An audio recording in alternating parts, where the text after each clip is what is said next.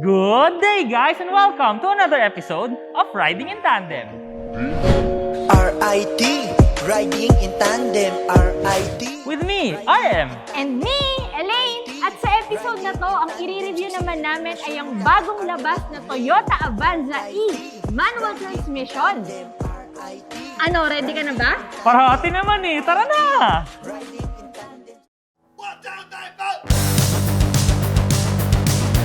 Ang makina nito ay 1.3-liter 4-cylinder inline 16-valve double overhead cam with dual VVTi gasoline engine. May maximum power ito na 98 PS at 6,000 RPM at may maximum torque naman na 122 Nm at 4,200 RPM. Ang transmission nito ay 5-speed manual transmission. Visit our website, rit-ridingintandem.com para sa mga articles, price list, at loan calculator para malaman mo ang down payment at monthly amortization ng sasakyan na gusto mo. Basta budget workhorse 7-seater, hindi mawawala sa listahan ang Avanza. Ito ngayon ang bagong generation ng Avanza. Grown up na, as in longer, wider, and taller. Pati looks more matured, angular, and up-to-date. Huwag na tayong magpatumpik-tumpik pa. Silipin na natin. Daming sharp lines dito sa exterior. Makanto pero hindi kwadrado. Simula dito sa hood, ang talim ng mga kanto. Singkit ang LED headlights na makanto rin sa labas at may chrome housing sa loob. Piano black finish ang bar sa ibabaw ng grille. Walang butas pero sa bumper lahat nilagay ang pasukan ng hangin. Mas gwapo at mas effective din naman dahil sobrang laki. Meron ding bilugan na fog lamps na may makantong matte black casing. Sa sides, kitang-kita mo talaga na grown up na, as in humaba. Humaba siya ng 205mm kumpara sa dating model.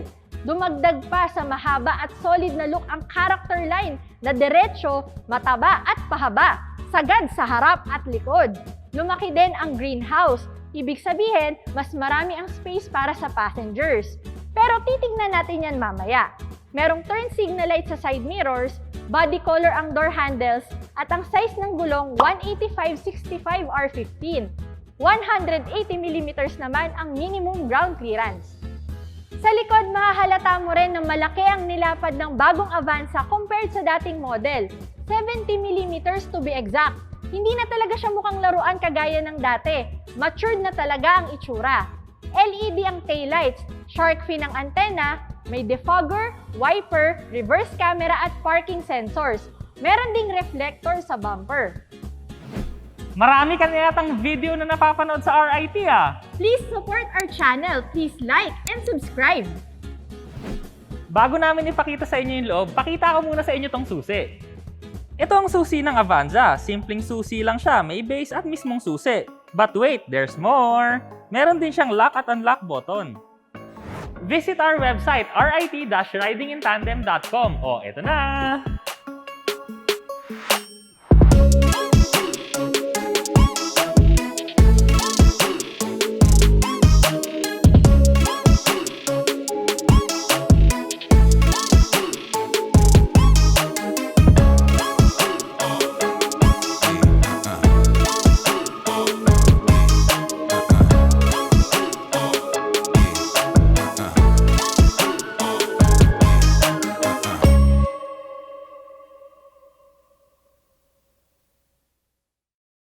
Ayos din ang interior, no? Partida, ilang to, ha?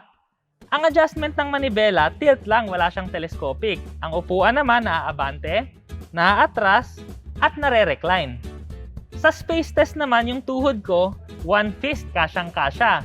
Pero ang headroom, lampas 5 daliri pa yung space. Check naman natin sa second row seats.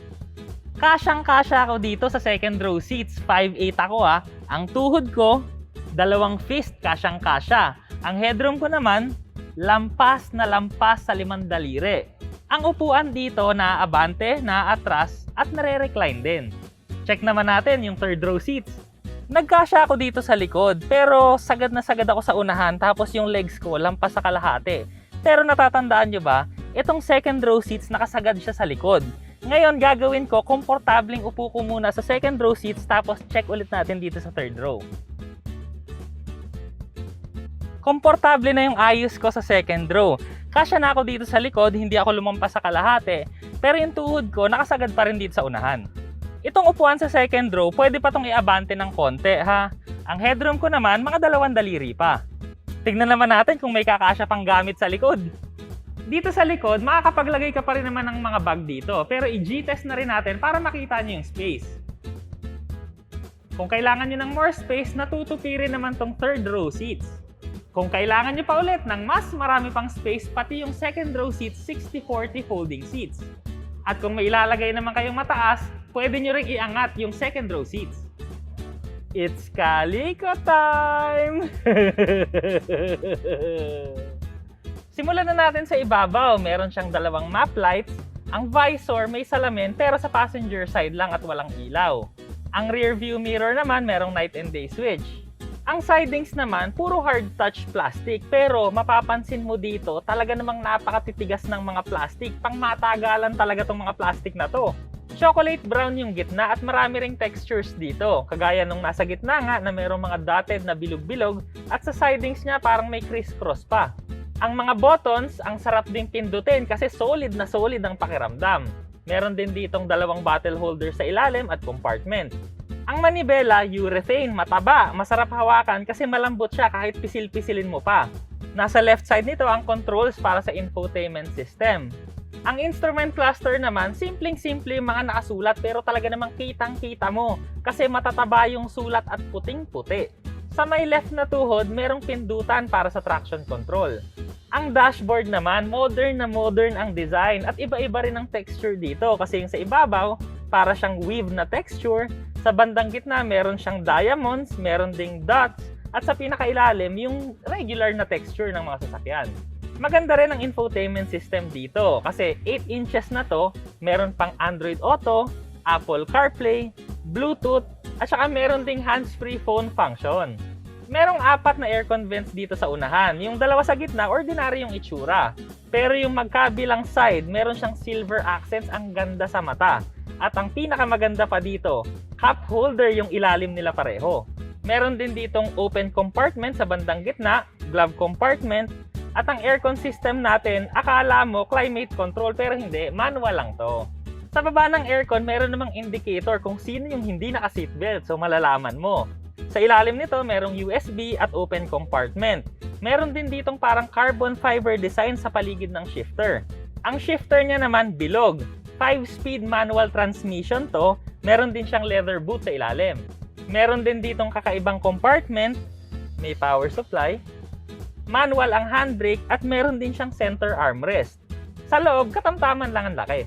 Ang mga upuan, komportable, cloth siya so breathable at saka meron din siyang bolstering sa gilid. Dito naman sa second row seats, maraming laman, nagulat ako dito Simulan na natin sa ibabaw, meron siyang dome lights, merong 4 na vents ng aircon, magkabilang side merong hawakan, cup holder, bottle holder, compartment, at seat back pockets. Sa center console naman, merong USB at lalagyan ng cellphone. Sa upuan, 3 ang seatbelt, 3 ang headrest, merong center armrest, at may ISOFIX tethers. Dito sa third row seats, merong 2 seatbelt, merong power supply sa passenger side, merong compartment na maliit sa ibabaw, merong tig 2 cup holders magkabilang side, at naiaangat din yung headrest. Dito sa likod, sa driver side, merong ilaw at nakalubog na compartment. Sa ilalim naman nito, merong mga lalagyan at mga tools. Ang babaan naman ng spare tire nandito. Ang Toyota Avanza 1.3e manual transmission ay nagkakahalaga ng 928,000 pesos. Ang warranty nito ay 3 years or 100,000 kilometers whichever comes first. Ito naman ang safety and security features.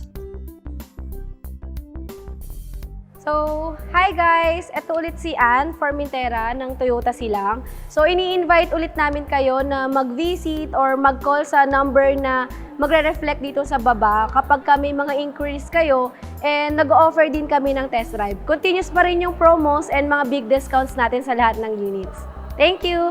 And if ever, nga pala guys, if ever magbe-visit kayo dito sa Toyota Silang, or magko-call kayo, hanapin nyo lang po si Sir Argo Satangan or ang Team A1A or ako, si Ann Formentera. Thank you! Mga katandem, may part 2 pa tong video na to ha. Maraming salamat sa panonood. Sana nag-enjoy po kayo at may natutunan kayo sa video namin. O, next video na! RIT, riding in tandem. RIT, riding in tandem. RIT, riding in tandem. Siksik na impormasyon mula kay RM at Elaine.